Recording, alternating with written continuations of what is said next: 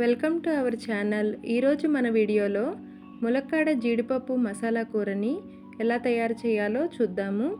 చాలా రుచిగా ఉంటుంది, సింపుల్గా చేసుకోవచ్చు. మనం ఫంక్షన్లో తింటూ ఉంటాం కదా, అదే రుచితో ఉంటుంది. ములక్కాడ మసాలా కూరని తయారు చేయడానికి ముందుగా స్టవ్ మీద ప్యాన్ పెట్టుకుని 2 స్పూన్ల ఆయిల్ వేసుకుని, ఆయిల్ వేడైన తర్వాత కట్ చేసి పెట్టుకున్న ములక్కాడలని వేసుకోవాలి. ఇందులోకి కొద్దిగా పసుపు, 1/2 స్పూన్ సాల్ట్ వేసుకుని ములక్కాడలని కలుపుతూ ఫ్రై చేసుకోవాలి. మూత పెట్టుకుని మధ్య మధ్యలో కలుపుతూ ఫ్రై చేసుకోవాలి. కావాలనుకుంటే వాటర్లో కూడా ఉడికించుకోవచ్చు. ఇప్పుడు ఇలా ఫ్రై అయిన ములక్కాడలని వేరొక బౌల్లోకి తీసుకోవాలి. కూరకి గ్రేవీ కోసం మిక్సీ జార్లోకి 2 స్పూన్ల పుచ్చపప్పు, 2 స్పూన్ల జీడిపప్పు, 2 స్పూన్ల నువ్వులని వేసుకోవాలి. ఇందులోకి 2 స్పూన్ల గసగసాలను కూడా వేసుకోవచ్చు. మొదట వీటిని మెత్తటి పౌడర్ లాగా మిక్సీ చేసుకోవాలి. ఎటువంటి వాటరు పోయకుండా పలుకుగా మిక్సీ చేసుకోవాలి. ఈ విధంగా మిక్సీ చేసుకున్న తర్వాత ఇందులోకి 1 కప్పు వరకు వాటర్ని వేసుకుని మెత్తగా మిక్సీ చేసుకోవాలి. కూర రుచి అంతా ఈ పేస్ట్లోనే ఉంటుంది. చాలా టేస్టీగా ఉంటుంది ఈ గ్రేవీ ఉడికిన తర్వాత. ఈ విధంగా మెత్తగా మిక్సీ చేసుకున్న తర్వాత పక్కన పెట్టుకుని స్టవ్ మీద 1 చిన్న కప్పు వరకు ఆయిల్ వేసుకోవాలి. ఆయిల్ వేడైన తర్వాత 4 పెద్ద సైజు ఉల్లిపాయలని చిన్న ముక్కలుగా కట్ చేసుకోవాలి.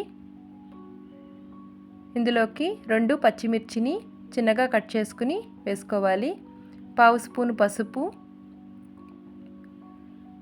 1 స్పూన్ వరకు సాల్ట్ వేసుకోవాలి. ఇందాక ములక్కాడలను ఉడికించినప్పుడు సాల్ట్ వేసాం కదా, దాన్ని బట్టి చూసుకుని వేసుకోవాలి. ఈ విధంగా ఉల్లిపాయలని కలుపుతూ మగ్గించుకోవాలి. ఇలా మగ్గిన తర్వాత ఇందులోకి 1 స్పూన్ వరకు అప్పటికప్పుడు దంచి పెట్టుకున్న అల్లం వెల్లుల్లి పేస్ట్ వేసుకుని పచ్చివాసన పోయే వరకు కలుపుతూ ఫ్రై చేసుకోవాలి.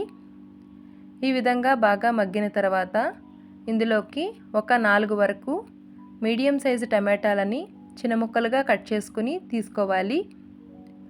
టమాటాలని మిక్సీ చేసి పేస్ట్ కంటే ఇలా ముక్కలుగా వేసుకుంటే చాలా టేస్టీగా ఉంటుంది. ఇప్పుడు టమాటాలు కూడా బాగా మగ్గే వరకు కలుపుతూ ఫ్రై చేసుకోవాలి. ఇలా బాగా మగ్గాలి. ఈ విధంగా మగ్గిన తర్వాత మనం ముందుగా మిక్సీ చేసి పెట్టుకున్న జీడిపప్పు, నువ్వులు, పుచ్చపప్పు పేస్ట్ వేసుకోవాలి. ఇందులోకి మరి 1 గ్లాస్ వరకు వాటర్ని వేసుకోవాలి. ఇలా జీడిపప్పు పేస్ట్ వేసిన తర్వాత మంటని లో ఫ్లేమ్లో పెట్టుకుని కలుపుతూ ఉండాలి, లేదంటే అడుగు పడుతుంది. ఈ విధంగా కలుపుతూ బాగా ఉడికించుకోవాలి. వీటి నుంచి ఆయిల్ పైకి వచ్చే వరకు కలుపుతూ ఫ్రై చేసుకోవాలి. అప్పుడే కూర టేస్ట్ చాలా బాగుంటుంది. గ్రేవీ చిక్కబడి బాగా దగ్గరగా ఉడికిన తర్వాత మరొక గ్లాస్ వరకు వాటర్ని వేసుకోవాలి. సాల్ట్ తగ్గితే మరి కొంచెం వేసుకోవచ్చు. ఇప్పుడు మనం తినే కారానికి తగ్గట్టుగా 2 స్పూన్ల వరకు కారాన్ని వేసుకోవాలి. ఇప్పుడు బాగా కలుపుకోవాలి. ఈ విధంగా కలుపుకొని బాగా దగ్గరగా ఉడికించుకోవాలి. ఇలా ఉడికిన తర్వాత ముందుగా వేయించి పెట్టుకున్న మునక్కాడలని వేసుకుని కలుపుతూ మూత పెట్టుకుని ఉడికించుకోవాలి. బాగా మెత్తగా ఉడికితే కూర రుచి చాలా బాగుంటుంది. ఇలా ఆయిల్ పైకి సెపరేట్ అయినట్లు వస్తే కూర ఉడికినట్లే. ఇప్పుడు ఇందులోకి కొద్దిగా కసూరి మెతి వేసుకోవాలి. చాలా టేస్టీగా ఉంటుంది. 1/4 స్పూన్ వరకు గరం మసాలాని వేసుకోవాలి. ఇందులోకి 1 కప్పు వరకు గంట ముందు నానబెట్టుకున్న జీడిపప్పుని వేసుకోవాలి. ఇలా జీడిపప్పు నానబెట్టుకుని వేసుకోవడం వల్ల పచ్చి జీడిపప్పు తింటున్నట్టుగా ఉంటుంది. చాలా టేస్టీగా ఉంటుంది. చివరిగా ఇందులోకి కొద్దిగా కొత్తిమీర తరుగుని వేసుకుంటే చాలా రుచిగా ఉంటుంది. తప్పకుండా ఇలా ఒకసారి ట్రై చేసి చూడండి. ములక్కాడలని లేతగా ఉన్నప్పుడు తీసుకుంటే చాలా టేస్టీగా ఉంటుంది. కొద్దిగా ముదిరితే ఉడకడానికి సమయం పడుతుంది. ఈ విధంగా తయారు చేసుకుంటే చాలా రుచిగా ఉంటుంది.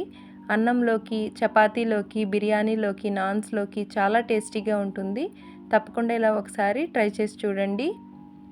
ఈ వీడియో కనుక మీకు నచ్చినట్లు అనిపిస్తే లైక్ చేసి షేర్ చేయండి. Thank you.